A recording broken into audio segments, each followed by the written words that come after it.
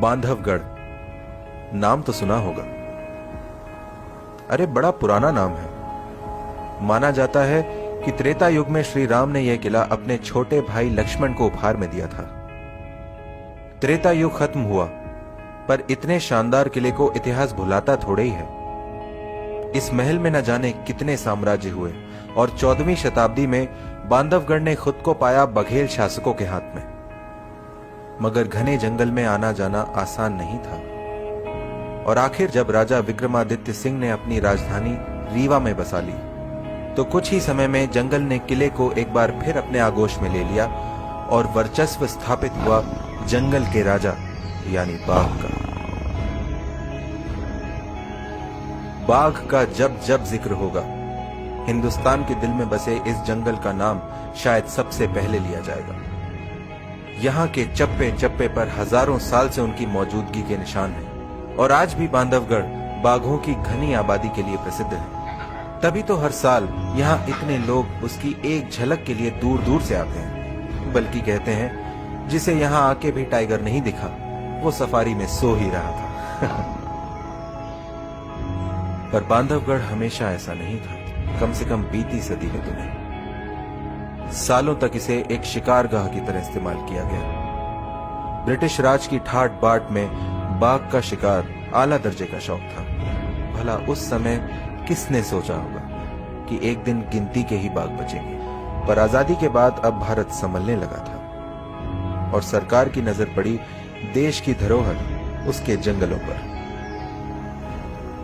धीरे धीरे वन विभाग हरकत में आया और उसने वन संरक्षण से जुड़ी गतिविधि प्रारंभ करी और 1972 में वाइल्ड लाइफ प्रोटेक्शन एक्ट आने से पहले ही बांधवगढ़ को राष्ट्रीय उद्यान घोषित कर दिया गया। फिर 1973 में प्रोजेक्ट टाइगर के अंतर्गत पूरे देश में खास तौर पर बाघों को बचाने की मुहिम चलाई गई और कुछ ही सालों में बांधवगढ़ फिर से फलने फूलने लगा और बन गया बाघों का एक प्राकृतिक आवास।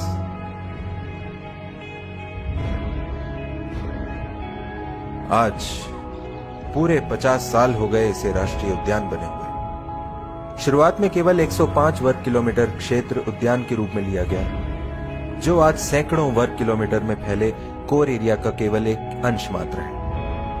72 की बात है जब बठान गांव को यहां से विस्थापित किया गया। 1993 में जब इसे टाइगर रिजर्व घोषित किया गया तो साथ ही बचे हुए गांवों के विस्थापन का काम जोर शोर से चलाया गया, जिसमें जन समर्थन ने महत्वपूर्ण भूमिका निभाई। काबिले तारीफ है उन रहवासियों का बलिदान जो अपना घर छोड़ के एक नई जगह अपनी बस्ती बसाने चल दिए। आज जिनकी जिप्सी में हम घूमने आते हैं ना, इनमें से ज्यादातर इन्हीं गांवों के बाशिंदे हैं जिनका बचपन इस जंगल में पैदल ही घूमते बीता है। और तो और लोगों ने सैकड़ों साल पुरानी अपनी मान्यता को भी त्याग दिया ताकि बांधवगढ़ में जंगली जानवर सुख से रह सके। शेष शैया के रास्ते विष्णु के अवतारों को नमन करते हुए आसपास के गांव से लोग इन प्राचीन मूर्तियों के दर्शन के लिए आज भी आते हैं, लेकिन साल में केवल जन्माष्टमी के दिन बांधवधीश मंदिर स्थित लक्ष्मण के दरबार में।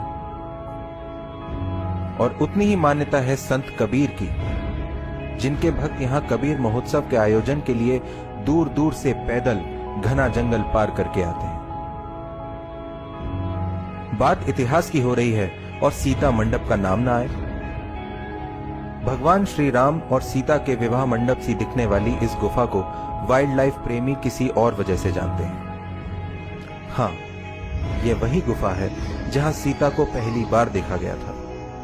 सीता, जिसे बांधवगढ़ की कुलदेवी का दर्जा देना गलत नहीं होगा। जब यह जंगल अवैध कटाई और शिकार के दबाव से जूझ रहा था, तब सीता ने इसे आबाद किया। 1986 से 96 के बीच इसने 6 बार शावकों को जन्म दिया और इसी के साथ शुरू हुआ एक नया दौर, टाइगर टूरिज्म का दौर। और इसमें इसका साथ दिया चार्जर ने, जो मशहूर था अपने आक्रामक रवैये के लिए। देश विदेश के कई फिल्मकारों ने सीता और चार्जर की कथा दुनिया भर में सुनाई।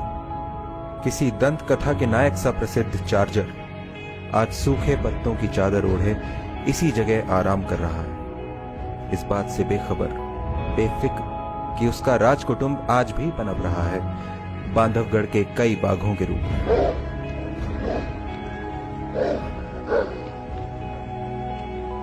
पर जिस दौर की नींव सीता और चार्जर ने रखी थी, उसे आगे बढ़ाने का असली श्रेय देना चाहिए B2 यानी सुंदर को।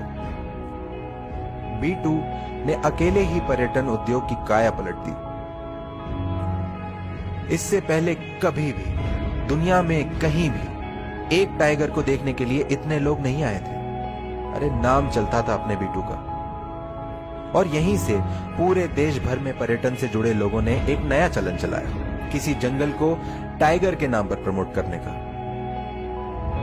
आज वाइल्ड लाइफ टूरिज्म भारत में सालाना हजारों करोड़ का उद्योग है, जिसने स्थानीय रहवासियों के लिए व्यवसाय के नए आयाम खोले हैं। अर्थशास्त्रियों के अध्ययन से मालूम होता है कि एक पर्यटक का 11 लोगों के रोजगार में योगदान होता है। और मध्य प्रदेश वन विभाग की एक पहल के अंतर्गत पर्यटन से होने वाली कमाई में से 1/3 हिस्सा सीधा स्थानीय समुदाय के हित में दिया जाता है। चारों तरफ घनी इंसानी आबादी से घिरे बांधवगढ़ का प्रबंधन वन विभाग और वन्य प्राणियों के लिए रोज एक नई चुनौती लेकर आता है। मगर पिछले 50 सालों में किए गए प्रयासों से गांव के रहवासी और वन विभाग के आपसी तालमेल और सौहार्द ने बांधवगढ़ को वन्य जीवों के लिए एक सुरक्षित वन में विकसित किया है। उम्मीद है आने वाली पीढ़ियां भी अपनी धरोहर को संजो के रखने में हाथ बटाएंगी। फिर वन की रक्षा करते हमारे वन रक्षक तो हैं ही, और उनका साथ देने के लिए जंगल का राजा बाघ, जो युगों से हमारे जंगलों की रक्षा करता आ रहा है।